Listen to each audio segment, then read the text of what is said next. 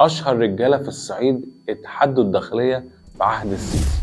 واحد فيهم كان عليه أحكام ب 309 سنة. أول خط صعيد كان اسمه محمد نصر الغزالي وشهرته أبو فياض من محافظة قنا، وكان عليه أحكام وصلت 309 سنة، غير إنه عليه أحكام إن الحبل يلتف حوالين رقبته وكان قاطع طريق وبيبيع ممنوعات. وفي يوم 19 سبتمبر 2021 اتحركت قوة عشان تخلص عليه. ابو فياض لما عرف ان اليوم ده اما هيعيش او يبقى اخر يوم في حياته عمل حاجه غريبه جدا. فورا جاب زوجاته الاتنين وخدهم في اوضه وضربهم بالنار، وراح بعد كده اشتبك مع الداخليه اللي خلصت عليه.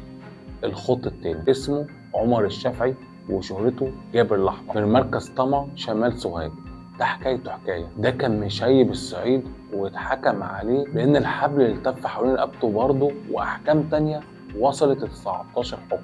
كان بيتاجر في الممنوعات وبيتأجر عشان يخلص على أي حد، لكن الدنيا اتقلبت عليه لما كان عنده خلاف مع حد قريبه بخصوص فلوس. راح حاصر بيته وفخخه وهدده إن لو ما دفعش الفلوس هيولع في بيته. بنت الراجل اللي كان بيهدده راحت صورت الفيديو ونزلته عندها على الفيسبوك واستنجدت بالداخلية. وفي يوم 27 أكتوبر 2021 راحت قوة حوالين بيته وخلصت عليه هو ورجاله. الخط التالت هشام أبو عيدة، اسمه هشام صابر عيدة، وده فعلا اشهر خط كان في الصعيد وبالتحديد في قنا. كان قاطع طريق واخد حكم برضه من الحبل يلتف حوالين رقبته، وخد مؤبد كمان واحكام تانية كتير. الموضوع كبر معاه لدرجة انه في سنة 2019 سيطر على المنطقة اللي فيها بالقوة، وراحت الداخلية عملت حملة عليه في نجع حمادي، وكان مستخبي في شقة مأجرها، وحصل اشتباك ساعات طويلة وخلصوا عليه هو ورجاله. الخط الاخير اسمه محمد محسوب من محافظه اسيوط، كان مطلوب في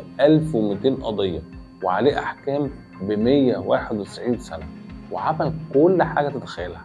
ده بدا نشاطه في 2004 لما اتخانق وضرب نار فاتحكم عليه ب3 سنين.